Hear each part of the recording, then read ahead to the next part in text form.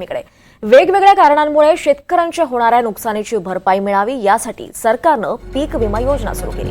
मात्र यात मोठे घोटाळे होत असल्याची धक्कादायक बाब समोर आली आहे। संभाजीनगर जिल्ह्यात देखील पीक विमा घोटाळा समोर आलाय। अधिक लागवड दाखवून विमा उतरवण्यात आलाय। या प्रकरणी घोटाळा करणाऱ्या व्यक्तींवर गुन्हे दाखल करण्याची प्रक्रिया देखील केली जाणार आहे। दरम्यान छत्रपती संभाजीनगर जिल्ह्यात नेमकं किती क्षेत्रावर हा घोटाळा झालाय हे समोर येणार। याबाबत कृषी अधिकारी यांच्याशी बातचीत केली आमचे प्रतिनिधी मोहसिन शेख यांनी।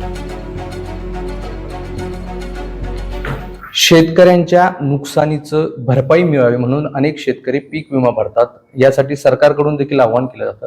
मात्र आता याच पीक विम्यात अनेक ठिकाणी गैरप्रकार समोर आलेले आहे। म्हणजे अनेक शेतकऱ्यांच्या जमिनीवर दुसऱ्यांनीच पीक विमा भरून जे आहे तर पीक विमा लागण्यासाठी प्रयत्न केल्याचे अनेक प्रकार समोर आले। माझ्यासोबत कृषी अधिकारी देशमुख साहेब आहे। सर, काय सगळा प्रकार आहे आणि संभाजीनगरची मध्ये असे किती लोक आढळले की ज्यांच्या या सगळ्या प्रकरणात नाव म्हणजे आकडेवारी समोर आली? याच्यामध्ये प्रामुख्यानं हवामान आधारित फळपीक विमा योजना नावाची जी योजना केंद्र आणि राज्य शासनामार्फत राबवली जाते, याच्यामध्ये फळपीक नसताना विमा काढलेले काही शेतकरी आढळून आलेले आहेत आणि जेवढं क्षेत्र आहे त्यापेक्षा जास्त क्षेत्राचा विमा उतरवलेला असेही शेतकरी आपल्या जिल्ह्यात निदर्शनास आलेले आहेत। फळपिकांबाबतीत आपल्याकडं 13,286 शेतकऱ्यांनी त्यांच्या विविध फळपिकांचा विमा उतरवलेला होता। त्याचं क्षेत्र 8,910 हेक्टर एवढं होतं।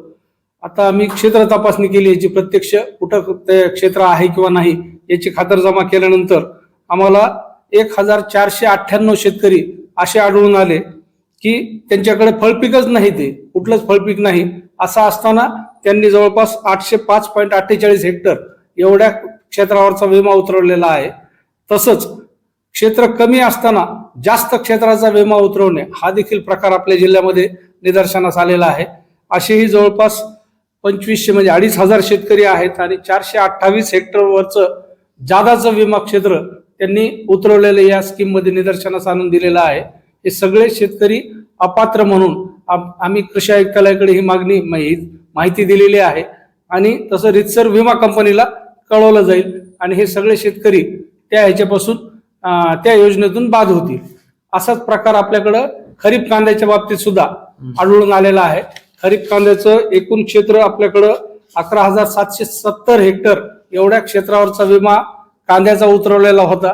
प्रत्यक्ष शेत तपासणीमध्ये जवळपास 3,152.18 हेक्टर एवढ्या क्षेत्रावर कांदाच नाही, पण त्यांनी कांद्याचा विमा उतरवलेला आहे असं आढळून आलेलं आहे।